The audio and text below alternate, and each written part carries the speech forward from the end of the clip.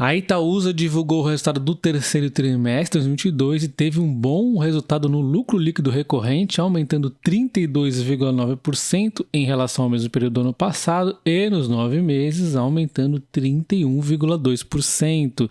Alguns dos destaques no trimestre nós temos aqui o rating do crédito da Itaúsa foi elevado aqui pela Moody's chegando a AA+, e a Fitch Ratings atribuindo aqui o AAA para a Itaúsa, tá? Nós já vamos dar uma olhada aqui na questão da alienação das ações da XP, a aquisição da CCR, né?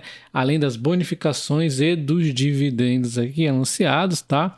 E esse resultado do lucro aumentando 33% é reflexo do setor financeiro aumentando 18%, o setor não financeiro 213%. Estão aqui as participações das empresas da Itaúsa Invest, né? Nós já vamos dar uma olhada um pouquinho mais no resultado de cada uma, mas vamos olhar o fluxo de caixa. Acho bastante interessante. A gente olha aqui essa foto de 2021 no finzinho, né? E agora? Então nós tivemos o quê?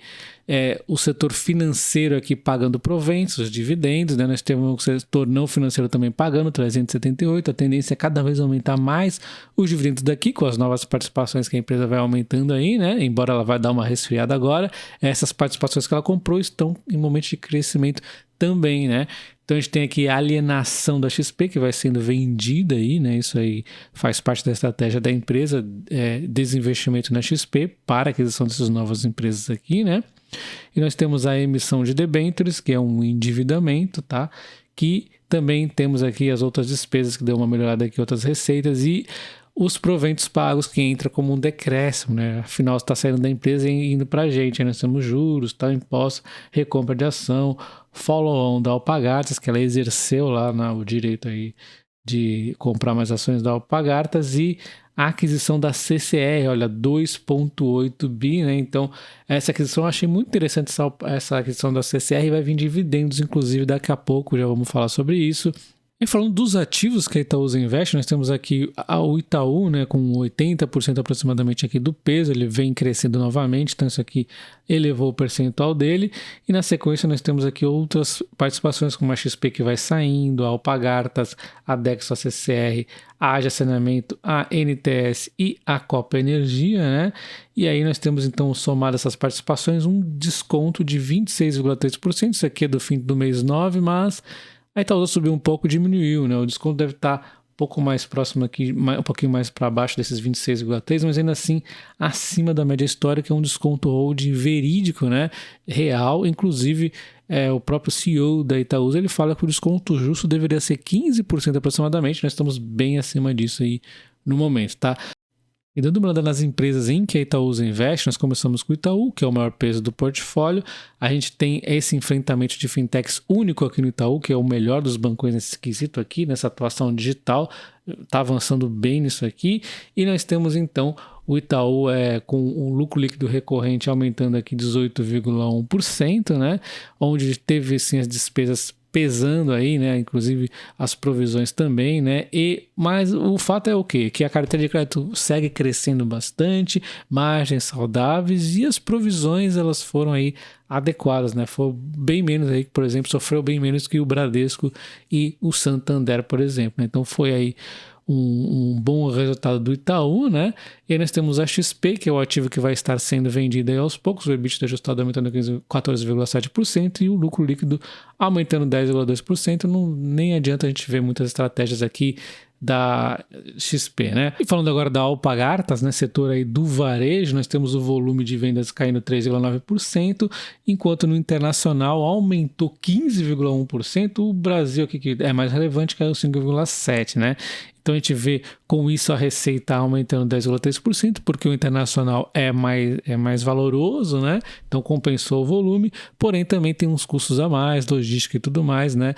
Além do processo inflacionário. Tudo isso faz as margens serem comprimidas. O mercado odeia margens, por isso que a Alpargatas está apanhando tanto, não quer margens comprimidas no mercado, e aí a gente vê o EBITDA caindo 2,5%, a empresa também segue em processo de investimento, tudo isso aí acaba fazendo o lucro líquido recorrente da empresa cair 69,7%, mas é algo pontual, a empresa deve em algum momento aí voltar à normalidade, ela vem investindo bastante, como por exemplo aqui a Holtz e tudo mais, mas assim, a gente tem que pensar que é uma empresa que vai dar a volta por cima. Eu, particularmente, se fosse investir numa empresa, não investiria aí na Alpargatas, né? Porque o setor varejo eu não gosto muito. Dentro do grupo tem empresas bem mais interessantes, né? Mas não é ruim, tá? Uma empresa aí que está passando por um momento difícil. A Itaúsa, inclusive, aumentou a sua participação nela recentemente. E aí nós temos a Dexco, setor aí de materiais, e a receita ficou em linha, 0,7, porque a divisão madeira, embora tenha ido bem, a Deco e a divisão revestimentos foi um pouquinho mal aqui caindo a receita, mas ainda assim manteve-se em linha a receita geral, mas o EBITDA recorrente acabou caindo 31,2%, porque se a receita não aumentou o suficiente, os custos aumentaram e foram pesados, né? Então as margens acabaram sendo comprimidas, e a gente vê aqui um declínio significativo nas margens, né? E o lucro líquido recorrente caindo 39,1%, além da receita aí, resultado financeiro também atrapalhando, né, pelos investimentos da empresa. Inclusive, vale a gente lembrar que a empresa aumentou um pouquinho o seu endividamento e ela tem aqui um processo interessante da LD celulose, que é a nova variedade de celulose solúvel, né? Ela está em fase pré-operacional e ainda assim deu um EBITDA para ela significativo aqui, ó, de 15,3 bilhões no trimestre, tá? Via equivalência patrimonial apenas da CLD celulose, né? A celulose está sendo muito lucrativa aí para as empresas nesse momento, então está em pré-operacional, isso aqui vai trazer mais resultados aqui em breve, tá? Então essa aqui é a Dexco. E na sequência nós temos a CCR, tá? Uma empresa que também teve aqui a estreia, né, no ano aí na Itaúsa, né? Nós temos um aumento de 23,4% nas receitas. Ela aumenta aqui bastante rodovias, aeroportos, mobilidade urbana e outros, tá? O EBITDA recorrente aumentando 13% e o lucro líquido recorrente aumentando 26,9%, a dívida dando uma reduzida, mas ela tem bastante capex ainda para estar fazendo. A gente vê aqui o capex dela, o EBITDA acabou também compensando esse endividamento. O endividamento vai seguir sob controle, tá? Ela tem projetos aqui interessantes ainda para ser feitos. Então a Itaúsa tem aqui para receber proventos da CCR, né, de 60 milhões, né, proporcionais aí aos dividendos que a CCR vai pagar, tá bom?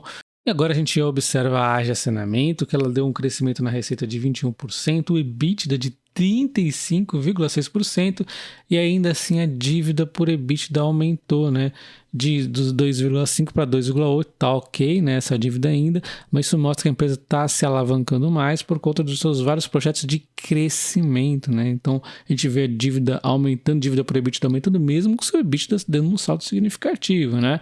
E aí o lucro líquido recorrente acaba caindo 33,8% por conta do custo aí dessa dívida, né? Então nós temos aqui um momento de inflação, de Selic alta e um endividamento mais pesado aí da empresa, né? Então isso aqui acabou afetando o lucro dela, mas é uma empresa que está num crescimento muito interessante. É uma das empresas que talvez eu estivesse investindo aí se ela estivesse disponível para mim na bolsa aí na B3, tá? Uma empresa muito interessante, né? Afinal, saneamento do setor privado, né? Bastante legal.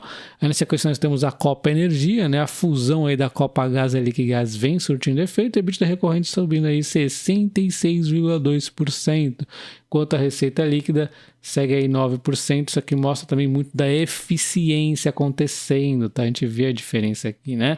E aí o lucro líquido recorrente dá um salto de 58,4%, tá bom? E aí na sequência nós temos a NTS, que aí é a reloginho de dividendos, né? A receita líquida dando um salto de 17,7%. Os proventos aqui que a Itaúsa vem recebendo aí, 216 milhões, então ela veio pagando dividendos e a dívida líquida deu um salto significativo pela aquisição aqui da NISA, né? Então isso aqui fez o endividamento aumentar, acabou atrapalhando um pouquinho o lucro, ó, caindo 4,4%, mas é um reloginho, né? Aqui é um reloginho máximo. Essa aqui com certeza seria uma empresa que eu provavelmente estaria investindo se tivesse avulso aí para mim, tá? Uma ótima empresa, a NTS, tá? E aí nós temos então o fluxo de dividendos que a empresa pagou, a NTS só aqui nos 9 meses por enquanto registrado, as demais vão aparecendo aqui, daqui a pouco tem a CCR e tudo mais, né? E lembrando que você está falando do exercício, né? Então daqui a pouco vem mais dividendos aí. Então a gente vê a questão do endividamento da própria Itaúsa, né? 14% aqui do seu capital total, então é uma dívida aí controlada, né? E ela tem a Itaúsa aí para, aliás, a XP para estar vendendo assim que ela achar que é necessária, né? E a Itaúsa também anunciou agora em novembro, né, a venda aqui de 1,5 bilhão aqui das ações da XP, tá? Então ela segue aí vendendo a XP aos poucos, faz parte da estratégia, né? Conforme nós já vimos, e a alienação impactará positivamente os resultados da Itaúsa no quarto trimestre de 2022, aproximadamente 680 milhões, tá? Então isso aqui ainda vai ser lançado no quarto trimestre.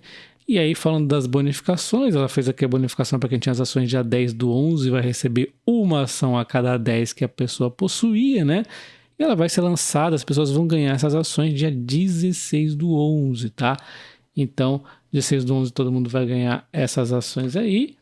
E vai ser, o dividendo também vai ser turbinado em 10%, porque o dividendo foi depois dessa bonificação, então todo mundo vai receber esse dividendo aqui de 4 centavos, 3, né, mais 10% a mais aqui, quase 5 centavos, né? A gente vai dar uma olhada aqui então no líquido, não foi muito dividendos, mas realmente a Itaúsa está nesse processo aí, que é um processo de longo prazo. Então tá aqui para quem tem as ações da Itaúsa dia 18 do 11, vai receber até 2023, em algum momento ela não anunciou a data, 4 centavos aqui, tá arredondado, né? Mas por dentro aqui tem as decimais e tudo, dando 0,42 aqui de yield para Itaúsa 4 e 0,41 para Itaúsa 3, tá?